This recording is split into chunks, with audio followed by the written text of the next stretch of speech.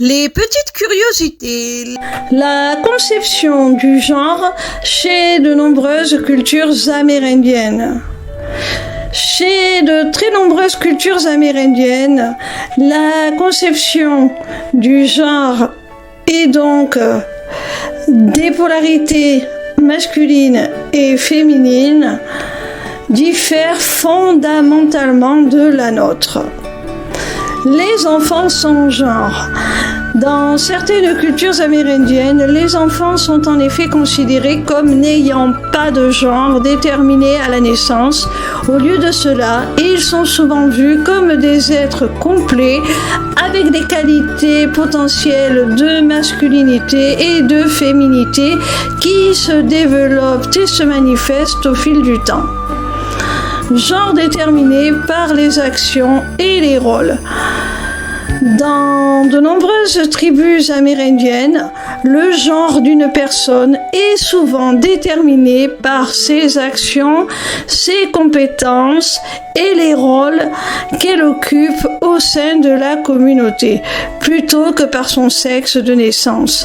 Par exemple, une personne peut être considérée comme masculine si elle exerce des activités telles que la chasse ou la guerre, tandis qu'une personne qui assume des responsabilités liées aux soins ou à la spiritualité peut être perçue comme féminine. Le concept de deux esprits. Comme mentionné précédemment, le concept de deux esprits est particulièrement significatif dans de nombreuses cultures amérindiennes. Les personnes deux esprits sont celles qui incarnent à la fois des traits masculins et féminins.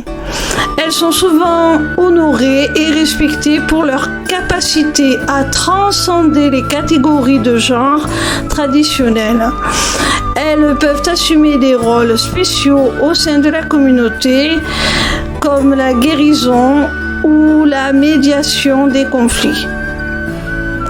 La nature transgenre.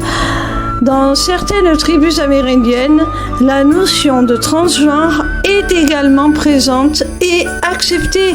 Les personnes transgenres peuvent être reconnues comme ayant des identités de genre différentes de celles qui leur ont été assignées à la naissance.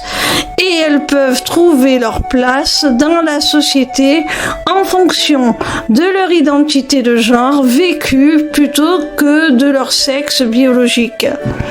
En somme, les cultures amérindiennes présentent une vision complexe et nuancée du genre, où les notions de masculinité et de féminité sont fluides et déterminées par une variété de facteurs, notamment les actions, les compétences et les rôles sociaux.